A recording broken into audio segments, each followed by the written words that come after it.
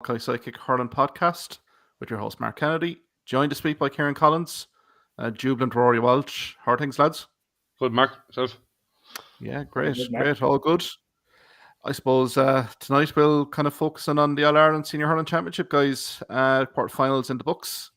Kind of deja vu. 12 months later, we have our four teams in the All Ireland semi-finals that we had last year. So Clare cruising to victory against Dublin, but I suppose injuries mounting here. Rory, Galway respond after Leinster Hurling final defeat, beating Tipperary. I suppose we'll have a sneak preview, guys, of the All Ireland semi-finals, and also anything else that's really catching our attention intercounty wise. I suppose, guys, let's kind of kick off to US Gaelic grounds. I suppose it's swirling to US Gaelic grounds on Saturday afternoon and evening. I suppose, Rory, we'll kick off with yourself. Clare facing Dublin. I mean, 526 is a massive score to be putting down in a quarterfinal. I suppose, get your thoughts, Rory.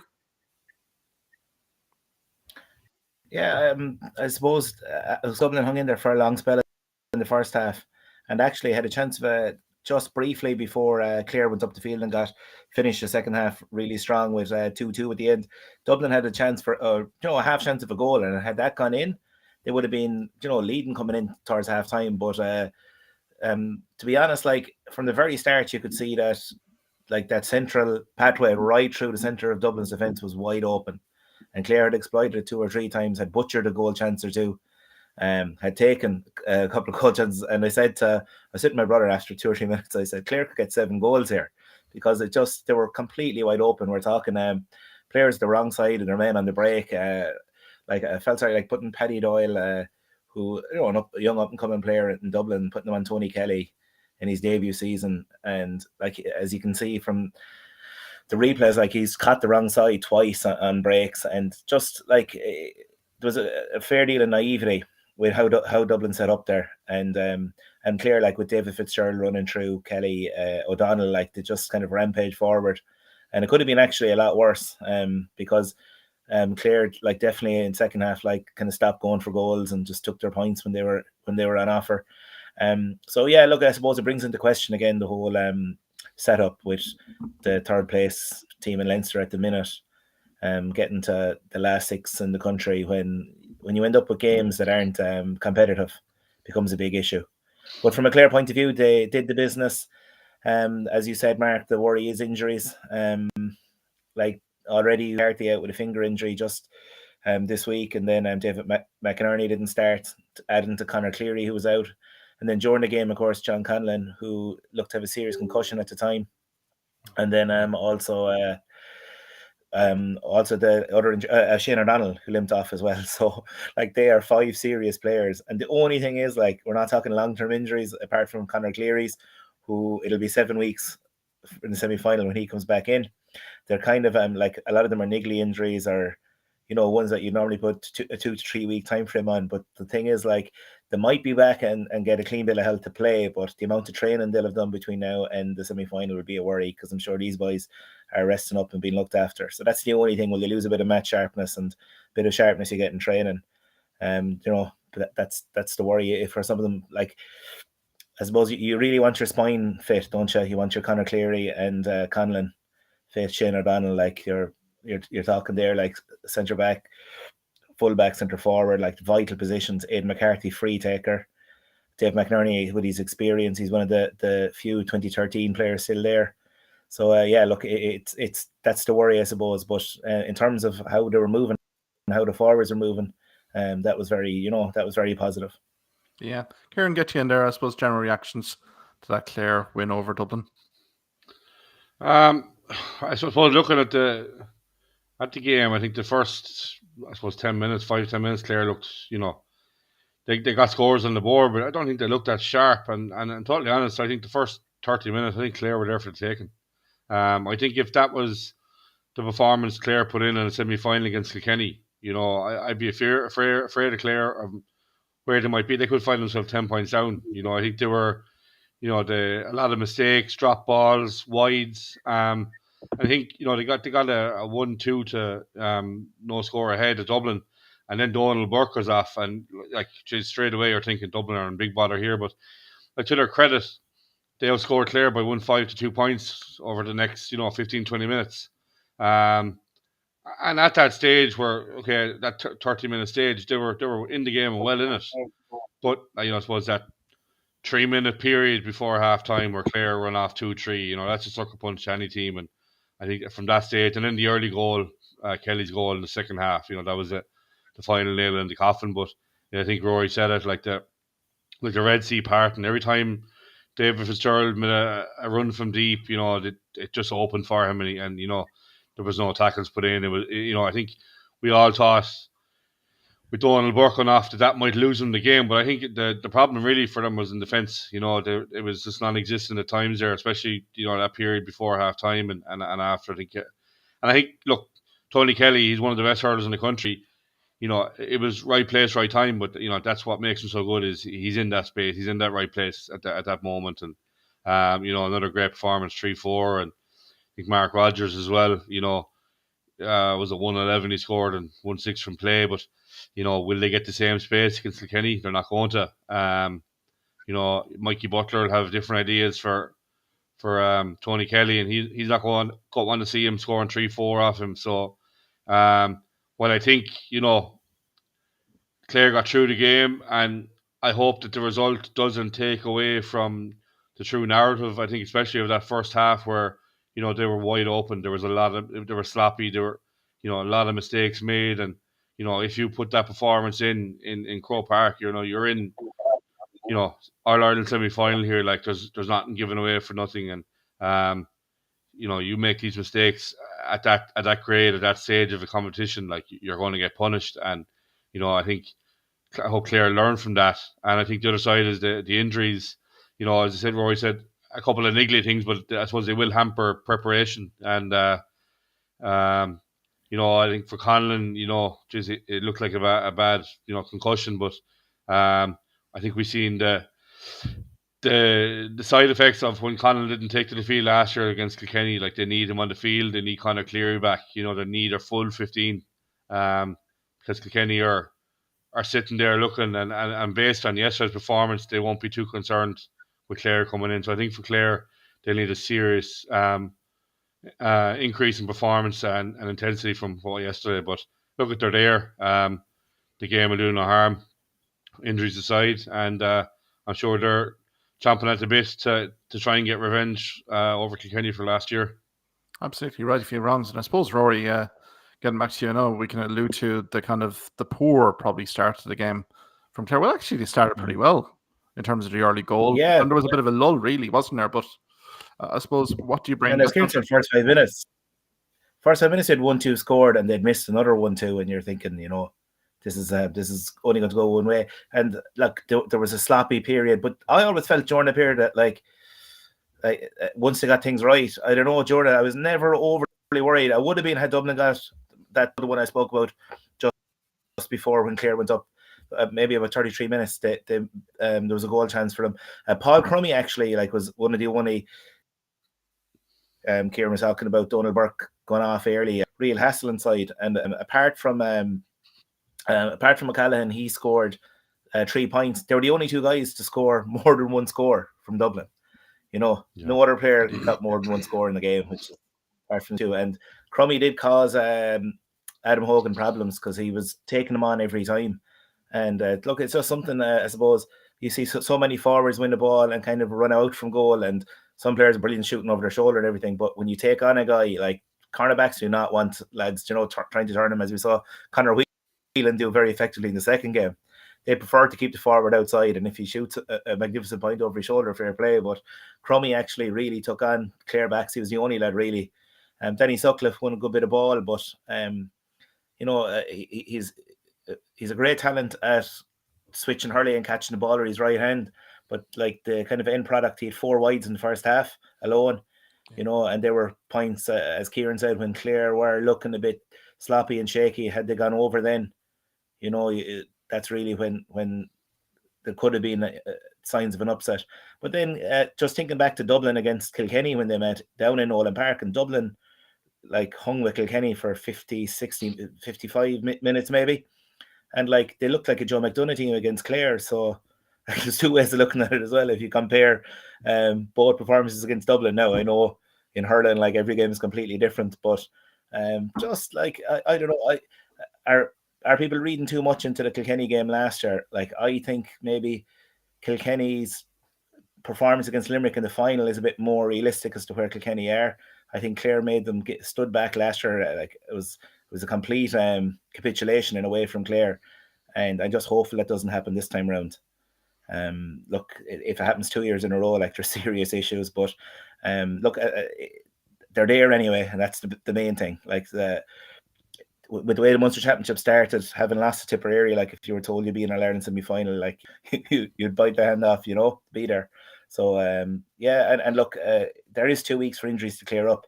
As I said, no major ones. It was great to see John Conlon get up and walk off the pitch because it was right in front of where I was, and I just at the time to the hit nearly reverberated through the stand. It was just he got caught completely wide open, just turning on a high ball, and we all like saw the collision.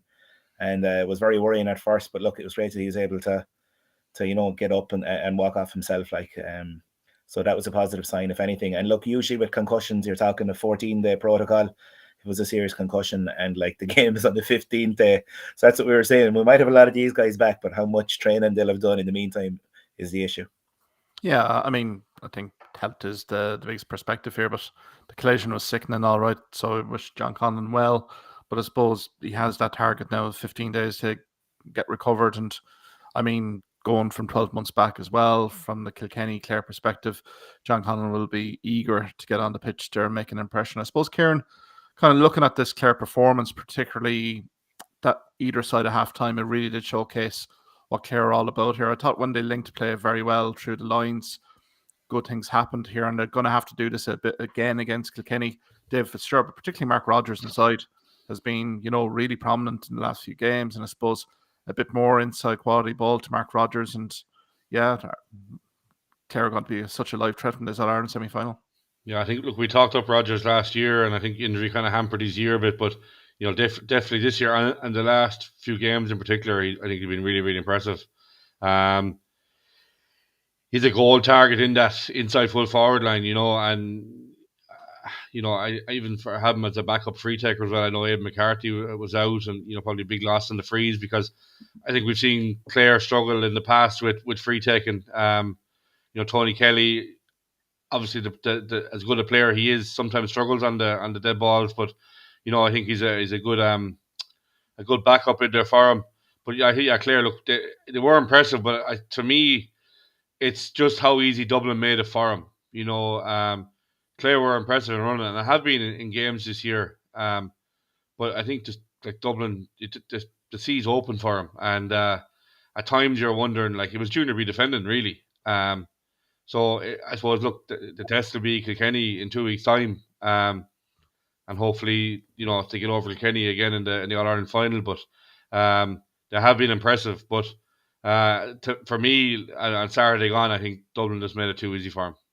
Yeah, I suppose Rory, and even like the first goal. Sorry, Mark. Oh no, just the first goal. Even like Owen O'Donnell, who was much lauded Dublin standout player, and you can see as Kelly is coming through, he has to go to him and make Kelly give the hand pass, but to just stand off, so Kelly could get close enough to take a shot. Like you're looking for your experienced players there to step in. I mentioned Paddy Doyle, like in his first season, chasing Kelly back, but you want your experienced players making the right decisions in those moments, especially the very start of the game when Dublin needed to settle a bit and not let Clare, get off to, because as floppy, that start kind of kept Clare just about ahead or level all the time, because they had that 1-2 goal scored, and yeah, I suppose from a Dublin point of view, though, like the players they've lost very recently, like you're looking Ronan Hayes this year, Eamon Dillon, Liam Rush, like these are Chris Crummy, and I think as well, just playing Dublin underage and talking to some of their management, you hear them talking a lot about how guys, a lot of their star hurlers underage are star footballers as well. And I think in Dublin, there's no real hurling area, football area. You have like Kilmacud, Ballyboden, they're all strong football as well. So it ends up when they get to minor, they're dual players up along, and they all choose the football when they get to minor. And it's probably trying to bring guys through from under 14. So they're kind of wondering, like, where's this conveyor belt in Dublin gone? Because for a few years, like from the 2013 team, they were bringing through a few players every year. They mightn't have had the same success as that kind of team around then, but now they just seem to be kind of slowly kind of getting further and further behind the big teams, you know. Yeah, because it is the conundrum, isn't it? You know, Dublin being big, massive football county as well. Like there is Coola as well. You know, you know they've won a few All Ireland club titles. So I mean, I think the talent pool's certainly there, but it's that dual code thing, isn't it? I mean, you see with Owen O'Donnell there last year, he switched to the footballers as well. There's a big lure there in terms of the football, and I think the hurling program needs kind of a bit of a marquee campaign really to kind of stabilise. I suppose, Kieran, from your perspective, I mean, Donald Burke being an absolute standout this year, and we'd been fearful of burnout for Donald Burke, particularly at the start of the league. We'd heard about injury concerns about Donald Burke, and unfortunately, the hamstring injury he sustained early, I think, was systematic of the over-reliance on Donald Burke from Dublin from that perspective. But I suppose your thoughts for Micheál O'Donoghue and the Dublin camp going into the wintertime, I suppose, what should they be focusing on and improving on? I think we all saw that fear, not even this year, but even last year as well, that if something was to happen to Donald Burke, you were struggling to see where the scores were going to come from. I think credit to Dublin, I suppose, that period just after he went off, they kind of really, upped the intensity and obviously they'll score Clare 1-5-2, but I think Dublin had really had to work hard for their scores, and I think Donald Burke is probably one of the top 5 hurlers in the country, and without him it was always going to be a huge ask. But I think for Micheál O'Donoghue, it's kind of hard to know what kind of a year. Obviously, he's in a rebuild job in Dublin. I'm sure there's huge numbers, but I'm obviously, as Rory said there, the football is always going to be a serious competitor and competition for the hurling up there. I think Dublin did a good 20 team this year. I suppose is Micheál O'Donoghue's job is to focus on getting these guys into the current crop of players he has and working from there. And I think it won't be a 1 or 2 year task. It'll be a 3 to 4 or 5 year rebuild job. I'm sure there's no probably huge numbers in Dublin, but I suppose it's trying to get him to dedicate to hurling only. And I suppose internally is where the issues are in Dublin. But I think it's been probably a bit of a mix year for Micheál O'Donoghue and a kind of baptism of fire really into what kind of a hard task it's going to be for him. Yeah, absolutely. And I was kind of surprised as well, Kieran, that a manager of his experience didn't switch to a sweeper. I know, like, none of us want to start out with a sweeper, but the warning signs were there, and they were still in the game, and they just looked so open that you'd at least try and plug that gap in front of the D to stop more goals going in. It just like everyone could see that it was kind of the writing was on the wall in terms of would Clare get more goals, because they were just running through them, and not to maybe plug that gap and put it in, maybe even just stem the tide for 20 minutes, especially either side of halftime, get into halftime in the game. But I just thought like that I couldn't believe how wide open they were, and that it wasn't kind of rectified during the game. Absolutely, like me, from the half back line, there was a distinct lack of pace there, wasn't it? When like Fitzgerald, Shane O'Donnell, Tony Kelly, like the pace wise, Clare that just had no answer for it. Like Derek Gray was operating as a third man midfielder, but I thought it was completely naive from Dublin from start to finish here in terms of their defensive setup. As I say, when the goals did go in, just try to stem the tide even after half time. But I think it's lessons learned here for Micheál O'Donoghue. I think, to be fair to O'Donoghue, he's there to enhance the grassroots, really establish what's there before in terms of the hurling structures, the underage programs. We've seen it with the minors, we've seen the under-20s. They are competitive in terms of Leinster. So I think the aim will be to earmark maybe a few of these guys to come up to the seniors. But I mean, it's a disappointing end to the season for Dublin, but I suppose Clare can march on confidently. I think Double Clare, Mark, there's one or two concerns I would have. One of them is their wide count. 15 wides, 9 of them in the first half. And, you combine that with the last game against Limerick, where they had 12 wides and 3 balls dropping short. Obviously, they wouldn't have been under the same pressure from Dublin that it would have been on against Limerick. So I suppose that's one area of concern. And the other thing as well is that 16 frees conceded. They're a team probably similar to Limerick that are playing on the edge defensively. We've seen it over the years. We've got the odd red card in games, and I think for Clare, it's something to look at. Just be careful because a red card at any stage in one of the last 2 games, and it can be detrimental. And I think just to look at it's Limerick do it. They play on the edge, and it's probably what makes teams as good as they are. But I think it's just something for Lohan and crew just to keep an eye on, because you pick up a red card against in an Ireland semi-final, and we've seen it over the years. We've seen it with when Kilkenny played Tipperary and Richie Hogan got sent off. It was game over at that stage, and I think it's just something that Clare should be looking at as well. Yeah. Just as well last year, I think cleared over 20 wides against Kilkenny in that game, something like 22 wides. It is an issue with the team. I just find like when the 1 or 2 shots like early in the first half, go amiss, then they should like for a few minutes just really like give the ball to the guy in the better position. Don't be like shooting over your shoulder from the sideline as we saw. Just kind of they need a bit more experience at times when it comes to that. As to when things are going well, like all those shots go over, like as we saw in the second half. David Fitzgerald got one like after Hurley running at full speed from the sideline. Like they go over when your team are up 10 points, everything. But when you're struggling for scores, well, they're a crowd lifter as well. They get the crowd going as well. Like and they're probably worth 2 points early. But it's just like it's poor decision making at times, shot selection. Yeah.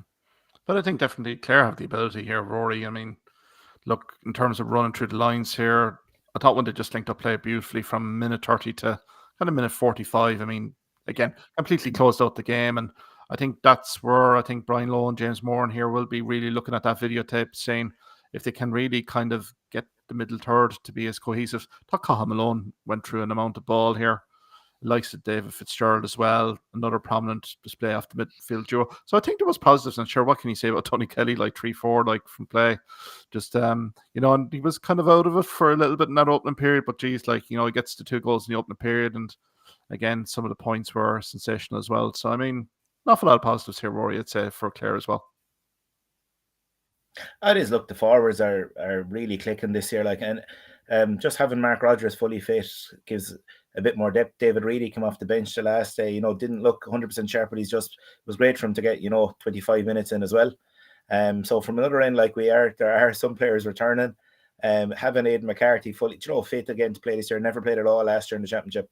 It's like there's definitely stronger. Even Shane Morey wasn't available last year, so the squad is much stronger than last year. It's just about putting the performance in now in the semi-final. Like that's it. Like it's last year was a non-performance, and everything that we alluded to there, the shot selection, everything that could go wrong, in a way, it did go wrong. Matchups as well was an issue with maybe how Clare's management reacted to John Conlon being injured. Just didn't get the matchups right against Kilkenny, and that's a big one. Like with threats like Owen Cody and even TJ and. It's if you remember as well, Kilkenny have their own injuries with Adrian Mullen. It's big question marks over him. So look, it's not all one way either. But look, it's good to be there, and I just really hope that this time. I said this, I sound like I'm repeating myself here, but like Clare really need to bring a performance. Like this team have been around a few years now, and they can't just be moral victories, and they have to deliver now in the big stage. I think last year you could look and say it was a lack of depth. That was probably the main issue, and the round robin. I think that's what Tipperary have been called out on this year is a lack of strength and depth, and the testing round robin in a couple of weeks, and it's come back to bite them as well. But I think for Clare, like to have the bench, I think to be fair, Aaron Shanahan will be kind of critical of, but he's producing every day, comes on getting the 2 points every week, and I suppose Galvin coming on as well, and I suppose that's something Clare didn't have last year, and it could be critical, like Yeah, and Darragh Lohan as well, Rory. I mean, thought that was a left field move maybe to some outside of the county, but thought he acquitted himself very well inside in the corner there, Rory. Yeah, possibly got a bit too close to the forward at times, when he was second to the ball and gave away a couple of frees where he was tangled, tangled legs, he was so close to the man in front. What impressed me was his use to the ball, for a lad being thrown in that Ireland quarter final. I'm sure he wasn't expecting all week to be in there, and suddenly, David McInerney is out and he's thrown in there. And for him, I thought his use of the ball, like he never wasted the ball coming out. His head was up. He found the player and helped set up a lot of the attacks that way. But yeah, look, slotted in all right. And even if players do return back, like he's still an option. If now, like a lot of the nerves will be gone from him just getting that run out the last day. Should he have to feature, in future games? Absolutely. No, I think to be fair, it's another positive for Clare there. But again, I think you've mentioned it, Rory, at the start of this video stream, and our podcast is going to be published later on in the week. The 5 guys you've mentioned here for Clare need to be kind of fit, ready for selection against Kilkenny, because it's going to be a different animal, different thoroughbred in Croke Park in 2 weeks' time. I suppose we can probably move on to the second game. I mean, myself and you, Rory, we were really looking forward to this matchup between Galway and Tipperary. We thought it would be a lights out shooting fest, but I mean, to be fair, pretty cagey. That was pretty tense. But again, from a Galway perspective, I was in Ormore during the contest. Made a bit of hard work, but were fully deserving winners against a disappointing Tipperary side. Yeah, I thought, like, from the start, Galway just seemed to have a bit more of a physical edge to them. Just kind of came across the ground. They looked more up for it. They were winning those rucks and 50-50s. And to be honest, like, if it wasn't for the amount of 1-on-1 goal chances missed, Galway would have won this game by a lot more than 2 points. They left Tip in it by just, I suppose, not being clinical enough, and also Ree Shelley making a few outrageous saves for Tipperary. But I think this game is more about Tipperary as well, not bringing a performance. And it was I don't hate to use the word tame, but it's kind of you have to say it was a tame effort from Tipperary. Like, we mentioned last week as well, Galway getting to grips with Noel McGrath, who's kind of been the heartbeat of the team this year. And like, it must have been some boost to Galway to see Noel McGrath being substituted, 55 minutes in. And guys like Jake Morris there, who we kind of had questioned for inconsistency in the past, he sets the world alight one day, especially if he gets like kind of a separation from the defender. But like this game, like there wasn't breathing space for the tip forwards, like, and his contribution like was minimal, and that really must disappoint like the likes of Cahill, who need the likes of Morris step up to be the new leaders in the forward line. But I just thought as well, like, one big difference between the side was just basic ball winners in the forward line. Conor Whelan, any type of ball into him, like, it'll stick. And then at the other end, like, since Bonner Maher is gone, like, who is Tip's big, and having to put Dan McCormack further back the field, who are Tip's ball winners in the forward line? They can all hurl when they get the ball, put in their hand, but when it's a 50-50 ball, that was another thing that was kind of pretty evident, I thought, on Saturday. Yeah, Kieran, get you in here. I mean, Reece Shelley had a superb game for Tipperary in the goals, but I just thought Tip were just out-coached. I thought they were just out-muscled by Tipperary, or by Galway from start to finish here. Yeah, I suppose if you look at the Tipperary performance against Limerick, the intensity they brought, like, we lauded them for their, their hooks and blocks and, all the basic skills of the game, and just didn't seem to have it there. But I think the tactics were wrong from the start as well. I think putting long ball in on top of Shamie Canlon, and look, he's been a great server for Tipperary, but he's not the player he once was. I think they just struggle all over the field. I think, this year when Tipperary were going well, Noel McGrath was the orchestrator behind it all, and I think Sean Land did a great job on him. I think he had 3 shots to goal and put them all wide. I'm sure the swirling breeze had a big impact on shooting in both games, but Tipperary, like, what did they have, 2 or 3 points from play in the first half? Just really, I think it's worse than what we saw Tipperary play last year in certain games. It's up there with the Waterford game as well. They just weren't there. But then you look at it and you say they were still only 2 points off an All-Ireland semi-final. As bad as they played, and Galway are going to get the laudits, but Galway should have been 10 points up at halftime. I think Conor Whelan alone missed. We'll talk about Reece Shelley making the saves, but one of them was straight at him. I think it was easier to save it than not. Whelan, I think he's come into a good vein of form the last couple of games, and Galway really need him. But really and truly, he could have had 3 goals scored himself coming into half time. I think Tip were 3 points down and lucky to be at that stage. Galway, to be fair, pushed on in the early second half, but like a sloppy goal, I suppose, really a mistake from Galway to let John McGrath get their goal, and like Tipperary were straight back in it. I don't think Galway are as strong as the Galway we've seen in the last couple of years. I think we've seen frailties, especially the Kilkenny game in defence the last day. I think there's certain forwards who are not on a good currently are not in good form. I think Connor Cooney, Brian Buchanan, shades of the player we've seen in the past. Connor Whelan obviously is the main bright spark and shining light in that forward line. Tom Monaghan came on, had a great impact. I think he'd be disappointed for not starting, and possibly you could see him start the next day. Obviously, Sean Nolan had a good day of 55 minutes on Noel McGrath, but I think Galway, as bad as Tipperary were, Galway kept him in the game. Yeah, and I suppose Rory get you in here. 50% shot accuracy during the game is not going to get things done in the All Ireland semi-final. But saying that, I think Henry Shefflin management will be quite happy. They put a few left field turns in, particularly on their team selection at the end of last week.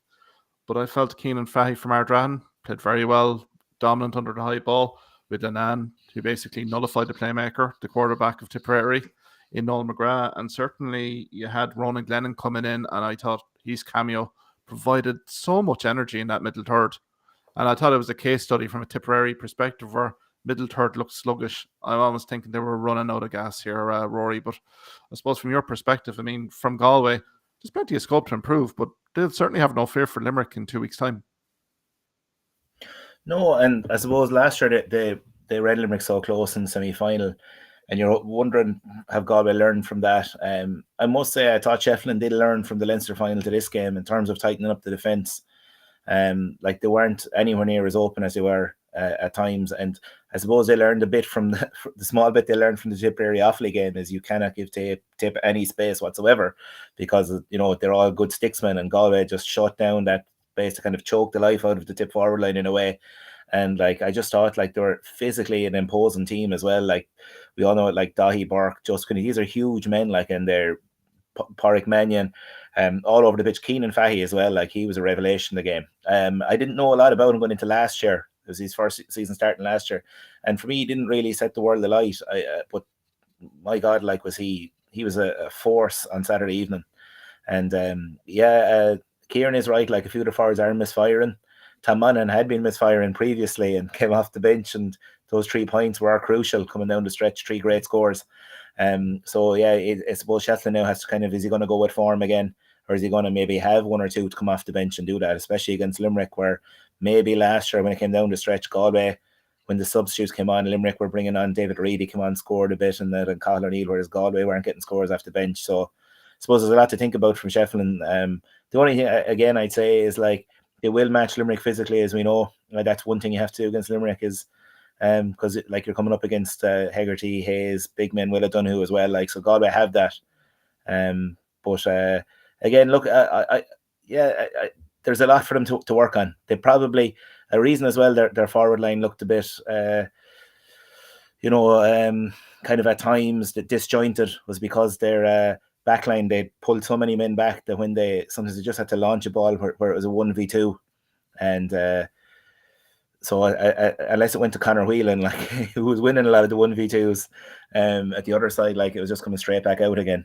But like Tipperary, like this was as I said earlier, a tame performance, and I was just thinking there, like the 3 great lies in modern Ireland there: Ryan Tubridy's wages, Peel and Reseal hand packages, and Tipper back, because on their last 2 performances they are not back.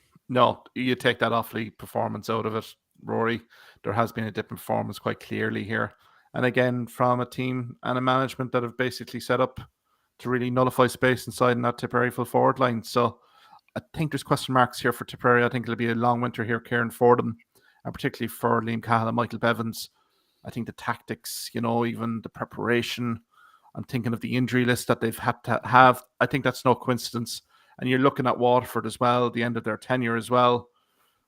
The energy levels in that Waterford camp towards the latter end of the tenure of Liam Cahill wasn't there. So is there things here that the management even have to adjust here? I mean, identify a few new players and even bring back a few new players likes of, I know Craig Morgan didn't play, but I mean, even likes of Barry Heffernan. But besides that, there could be a turnover of significant players here in that Tipperary panel at the end of the season here, Kieran. So it's going to be an interesting period for Tipperary here going into the winter. Yeah, I think we highlighted this earlier in the league. I suppose a huge factor for Tipperary was going to be depth.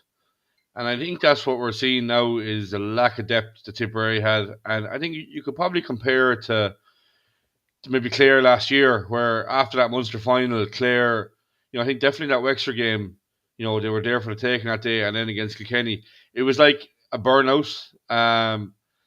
And Clare, I think, were in that position last year where they didn't have the same depth that they did have last year. You're adding in Mark Rogers, Aidan McCarthy. I think defensively, Adam Hogan's came in as well. So they're adding a few more players. Shane Amori. I think Tipperary are at that stage where we're seeing the consequences of a round robin system where it's intense. It's week on week. It's hard on the body and it's hard on squads, and injury list can grow. We've seen that for Tipperary this year. A partial aging squad as well. Like all these things are factors, I think, and it is testing, and I think it's shown over the last couple of years. The teams that have the stronger squads seem to do better. The likes of Limerick have done okay. Obviously, done more than okay, but Kilkenny's where they have big squads of players. But I think for most part, Tipperary have been picking from 15, 18 players, especially in this in the round robin. I do think there'll be a big change in I think Shane McCannon is definitely one that could step away. I think Bonamar. There's a couple of guys that are, maybe a few years left. I know Ronan Maher is probably 27 or that, 28. Cathal Barr is probably the same. There's probably 4 or 5 guys the same vintage there. Jason Ford and around that 29-30 mark. Would be surprised if any of them stepped away. Probably not. They're around a long time. A lot of miles on the clock. I think this year, obviously Tipperary fans thought they were back. They weren't too shy about letting people know what they thought. But were they really? I think this year might paper over the cracks. Last year we talked about Tipperary and as a county, they were in trouble. I think obviously they were, a good league campaign and probably, I suppose had highs, the fan base and a high after what last year was. But strip it all back, they won one game, in the championship. And I suppose if you look at it, had they beaten Galway on Saturday, were they deserving of an All Ireland semi-final place? Probably not. I think you could make a case for Galway, but I think for Tipperary, when they strip it all back, and they'll be disappointed with the championship. But I think there's a lot of factors to play. Obviously management might have a look at their own procedures, or like I heard after the Waterford game, training was hard and intense, and maybe that's.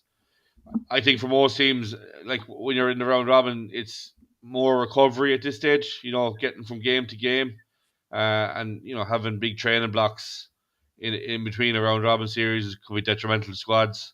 Look, Tipperary have had a certain amount of unluck as well this year, I think, with injuries. But looking at the immediate future and in the next year or two, you could see big names stepping away, and I suppose at the minute you're looking and go, where are these names going to come out of to fill these big shoes? And at the minute, it's hard to see where they're going to come from. Yeah, it is going to be an interesting kind of off season here for Tipperary. Obviously, the objective of Liam Cahill and Michael Bevins was to get Tipperary competitive in Munster. You can probably say yes, but I think this performance, particularly Rory, is just speaking to a few Tipperary friends and relations. I think it's maybe not expected, unexpected, given what happened in terms of that Waterford performance, that certain folks here would have seen the dip in performance. And I mean, you look back to that Hurling League campaign as well, that Limerick performance in the semi-final, first half, they were absolutely spectacular, blown away out of it in the third quarter. And to be fair to Tipperary, it's only year one of Liam Cahill, Michael Bevins, but yeah, I think there's still significant improvement required. And I think they've found an absolute standout keeper in Rhys Shelley, who could be there for the next 5 to 8 years. But I think going down right the spine of the team here, I think there's maybe fundamental changes that are probably going to be in progress, probably in the league next year. Yeah, I suppose the one thing they need is physicality in the forward line. And like you look at where was Tipperary's Keenan Fahy, a big man who throw himself in and win ball, break ball. You were on about team selection, Mark, like he picked 6 hurlers as 6 forwards. You know what I mean? And sometimes you have to have that mix. Like let's say Peter Duggan for Clare, who's just there like a nuisance without the ball, competing in the air. Like their use of Connor Bowe as well, like bringing Connor Bowe seems to be playing very much out the field. And when I saw a bit of him underage, he looked like a ball winner inside. And maybe it's something that Liam Cahill will probably have to look at next year, having that big threat inside in the air as well, because the high ball into Shane McCallum wasn't working, as Kieran said, from the very start. So, like you could see Galway could go along towards Whelan whenever, but it wasn't really an option for Tip because it was just coming straight back out. So I think that was the biggest worry for Cahill, is that they just seem to be outfought. And so he's going to have to rethink his team selections next year, and maybe sacrifice one or two hurlers for a couple of warriors. Because for every Lark Corbett you had a Bonner Maher as well. I know Lar was well able to win his own ball, but you had Bonner bruising and busting it up inside. So he has to get that mix, I think, and I think he didn't have that balance right with the team. Yeah. So yeah, as you said, they're the kind of team gives them space to destroy you. But as Galway stepped on their toes, and there wasn't, too much. It wasn't a great response from some of the players. I think as well, Mark. Like Callan and possibly Bonner. They could not go without, but they're obviously at the end of their hurling days for Tipperary. But I think if Noel McGrath steps away, like it's huge boots to fill based on this year. Like he's just been the main guy there, really. And the creator, I suppose, as such. I think he done a lot of good in Tipperary, and I think of all the players that could potentially step away, he's one that they were trying to persuade to stay around for another maybe year or two. Yeah, absolutely. No, I think it's going to be an interesting off season here, because I think the likes of those guys you mentioned, they owe absolutely nothing to Tipperary hurling. I mean, they've all stars, they've all Irelands to back it up through the age groups and seniors. So, but I think for the Cal Michael Bevins, it's been an interesting year one. But I think their focus is clear. They're going to have to add more quality, particularly in their panel, starting with the Tipperary kind of intermediate junior and the senior championship starting in a few weeks. But look, going back to Galway here, guys, like it was an hour and more for the game. And I mean, there was a bit of pragmatism there from the locals that, look, delighted to get the win, but knew that they made hard work of it. So, but I suppose looking at likes of the Conor Whelans here, the Keenan Fahey's, I suppose looking defensively here, they looked a little bit more solid here in terms of Daithí Burke. Now, Gearóid McInerney did go off late on, but I suppose, guys, there was a steady determination here from Galway that I hadn't seen, in quite a while, particularly after a Leinster Senior Hurling final loss that was so devastating. So I think Henry Shefflin did allude to it here, Kieran, as well, that there was a reserve challenge match between Clare and Galway. Came out of that on Friday week last. Pretty confident in terms of that the squad would turn up with a performance so approved. So, I mean, Galway are kind of sitting in a nice spot here. They're delighted to be getting into the All-Ireland semi-final. And I think they have, I suppose we can get to the All-Ireland Senior Hurling Championship semi-finals. I mean, 12 months on, do we see, we know Galway and Limerick, have been kind of tit for tat here in terms of their games here, Kieran. But I know Limerick will be on high alert, but I suppose looking at Declan Hannon and Sean Finn out here, also maybe fitness concerns, Cian Lynch, there's a little bit of a vulnerability here, maybe from a Limerick perspective, that Galway may be able to exploit this time around. Yeah, and I think it's because of the players that are out that, I think Declan Hannon has been such a mainstay in the centre back that it's, I think only once or twice in the past couple of years he's been out due to injury, and I suppose we don't know how we're going to deal without him, I suppose, is the main question. Obviously, from Kiley point of view, he has options. He can slot Dan Morrissey out and bring Richie English into the full back line, or he can bring in Kyle Hayes centre back, which we did see him slot in there the last day when Declan went off. I suppose that won't be known until teams are named on probably Friday evening. But I suppose that's one area of concern, and maybe an area that Galway will look at. There's obviously a bit, two All-Stars going to be missing out of that Limerick back six. I suppose with Conor Whelan in the form he's in, he's a player they're going to target. I think they'll be trying to get a lot of ball to Conor, and if he was half as effective as he was in the last two games, he'd be a big player for him. Look, we have highlighted or just said there earlier on like that. Conor Cooney, which is, it's no surprise for him. He is that type of player that's in and out of it. I think he's struggling a bit for form. I think Nyland as well. I personally, I think Nyland is being carried for free taking. He's the type of hurler where unless he's in space, he struggles to get scores. I think it down the stretch there as well. He had a shot at goal that he missed. That could have put him 2 or 3 up. I look. He's a very good free taker, but I don't know. Are they sacrificing a deadly forward for him in there? I think Kevin Cooney's had a very good year. I think they're probably lacking a little bit in midfield. I think David Burke's obviously a huge loss. But look at the fans themselves. I think historically the results between these two teams, there's been very little between them. They're both physical teams and they'll match up very well physically. And it'll be I think it'll be a real ding dong battle. I think Galway will be happy they're there. I think they'll put behind their Leinster final. They have things to work on. I think they're 18 wides and probably leave behind 4 or 5 goals as well in a game where I suppose it's great to be going into a game with improvements to make. But they'll need every one of these. They'll need to create as many shots as they create against Tipperary, but they'll also need another 25-30% more efficiency to have any chance, I think, to turn Limerick over. I'm sure they won't fear Limerick. Limerick aren't the power that they have been the last couple of years. And I'm sure vice versa. I think John Kiley watching that game the weekend and looking at Galway and thinking, they did keep Tipperary in that game. And I don't think there'll be a whole lot to fear from them. But, I said it's an Ireland semi-final. The stakes are a lot higher.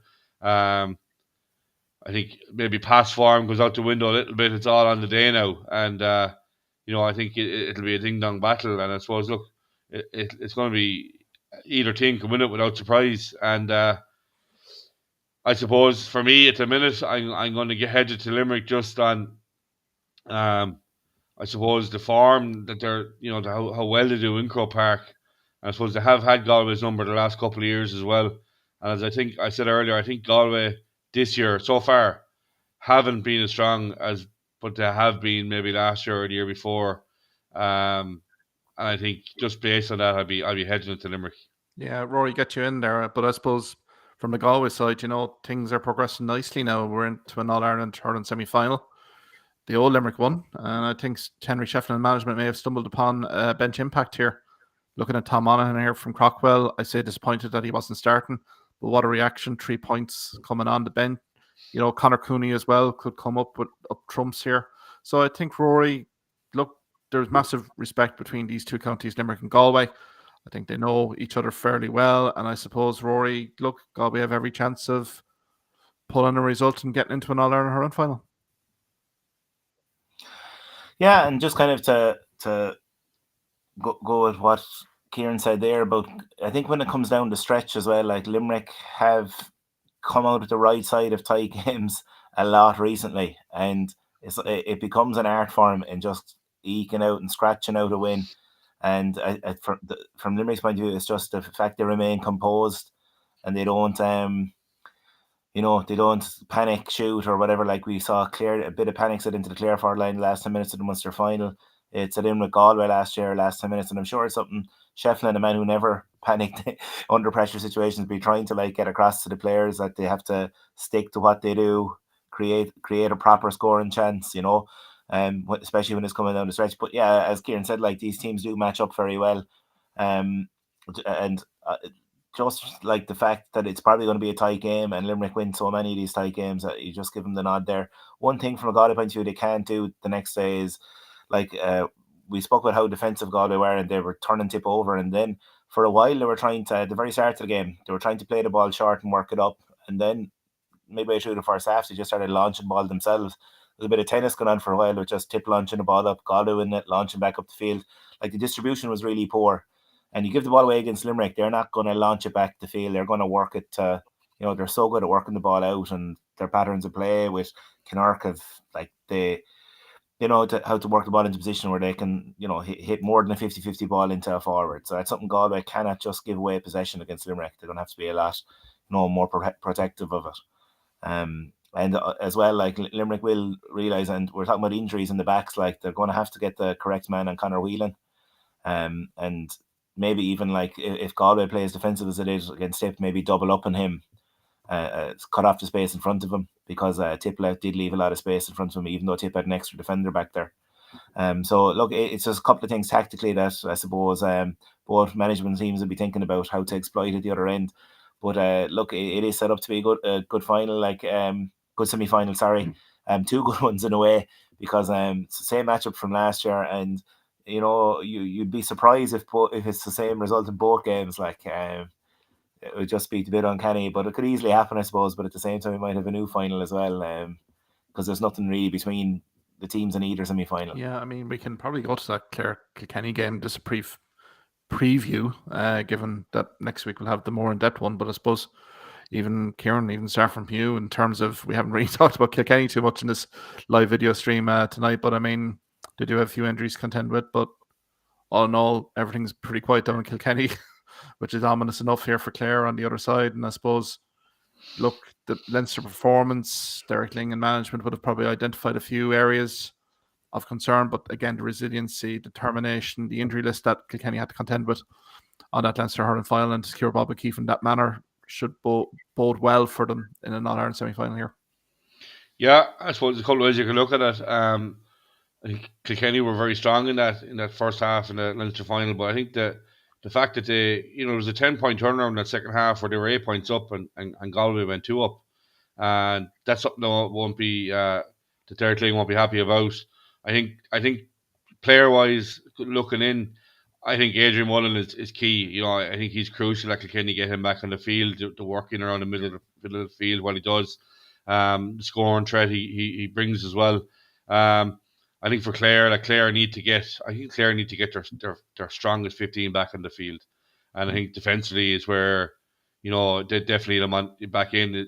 Conor Cleary, John Conlon back in. I think Adam Hogan. They're going to see. I think I actually saw Owen Cody up close there in the Wexford game a couple of weeks ago. He was in top form. He was on fire that day, with scoring 3-1, and if you give him any bit of space, he will punish you. He Mossy Keown as well. A real goal getter in the full forward line, and I think they have selection. Tom Phelan's had a very good year. And obviously TJ in thereabouts as well, and it might even Billy Drennan slotting in. He's obviously working his way back from injury. But we've mentioned it so many times in the past is that attitude, the work that Kilkenny bring, and it gets them 60-70% of the way there. Any day they go out, they never give up.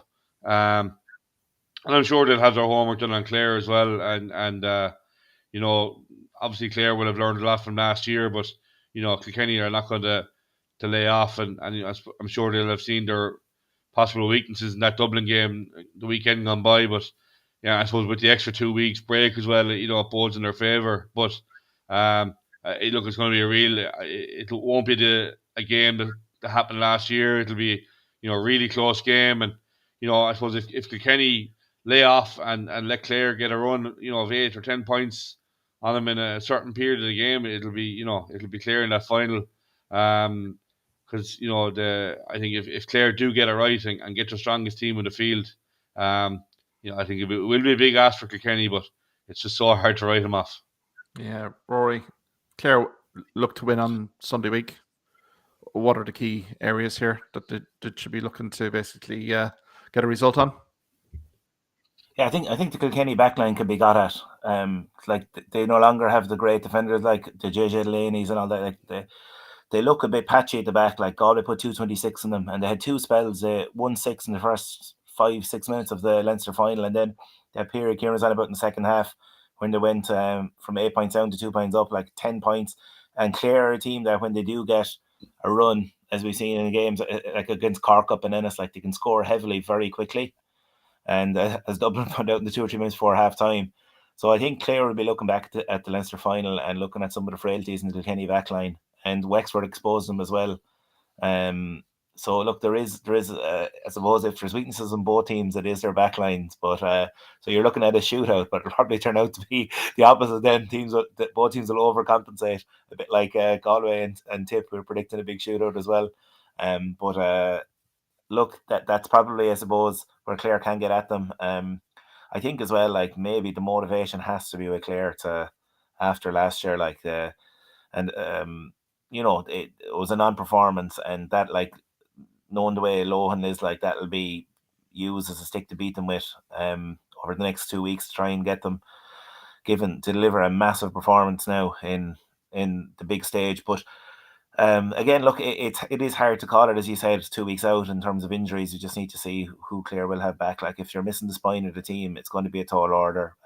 Now, as I mentioned, Cleary should be getting close to back. Like, we're talking, the Ireland final will be 7 weeks since he picked up the injury, and like, the rest of the injuries, like, as we mentioned, they're kind of niggly types, as opposed to being a big, serious injury.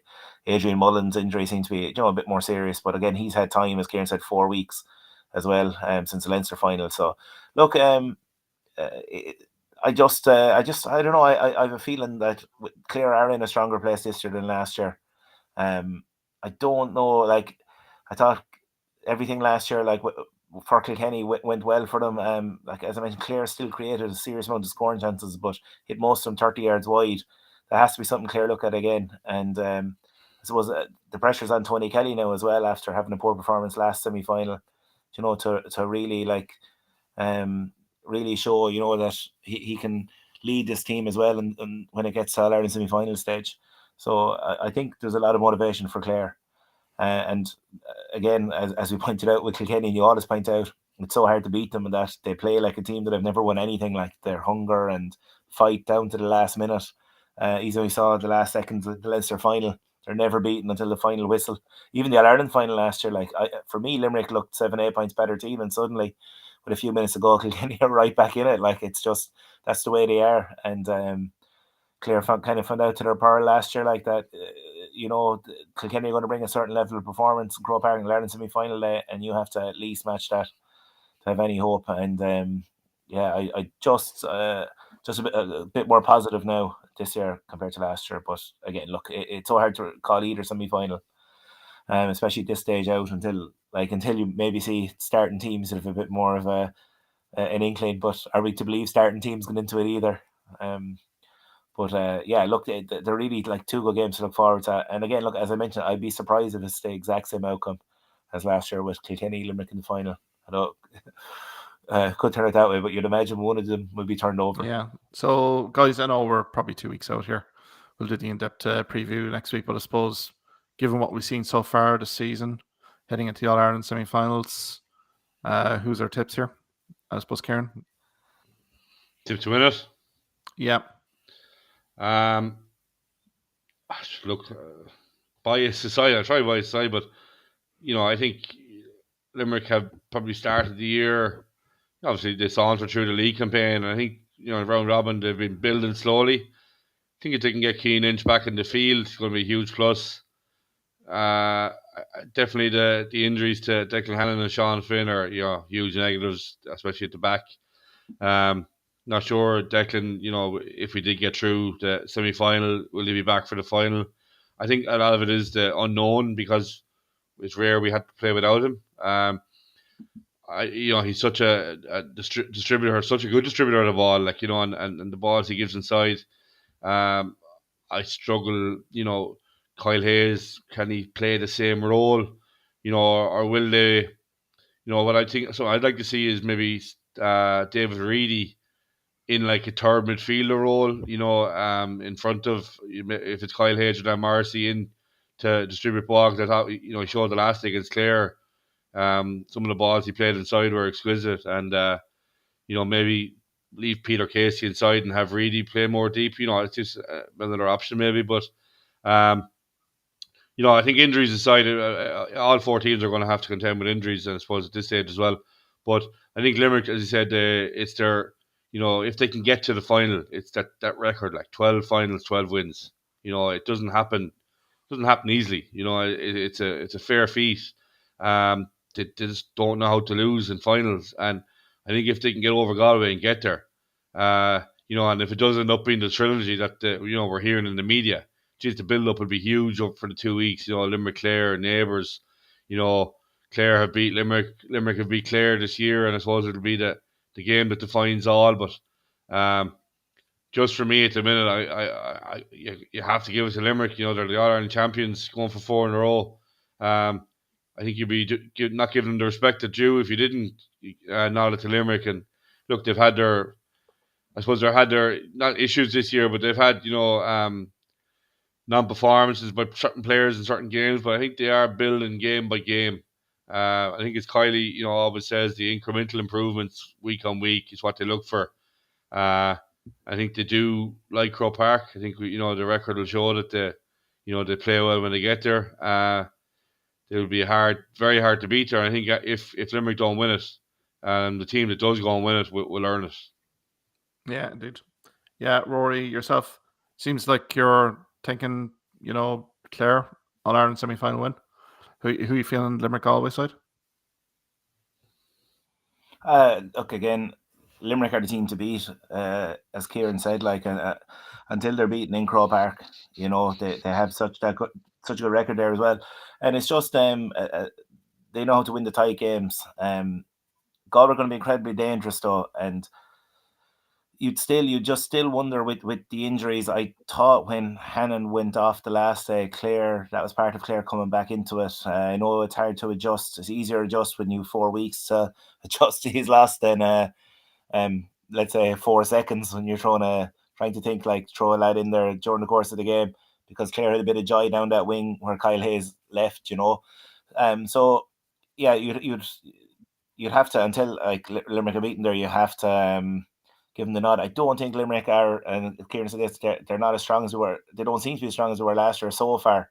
So is there a big performance in the semi-final? Or some of these guys who are off form, they've been slow to recapture it. I know they've shown glimpses of it at times, but we're not getting the same, from Hegarty, you're not getting the same tour de force performance. He has traditionally played really well in Croke Park. So yeah, look, it's also you'd have to say they're incredibly dependent on Gillane this year, more so than any year, in the forward line. And if Gillane is kind of marked out of a game, traditionally Limerick had other forwards that would step up. It's just this year that's yet to really happen for them. Flanagan had a poor Munster final. Can he step up the next day? Maybe that's what needs to happen for Limerick. But again, look, they are the team to beat. They have the experience of Croke Park. They know how to go out there and win it. And whereas Galway don't yet, Galway have to experience that yet. And I still think as well the way Galway lost the Leinster final, if it comes down to stretch again, and even the way that they let Tipperary back into it when the game should have been dead and buried, they're kind of negatives that you don't really want going into semi-final, especially as we said, if it is going to be a really close one at the end. So yeah, I'm going to go with a Limerick Clare trilogy, as Kieran alluded to. There won't be enough media column inches to kind of fill that, will there?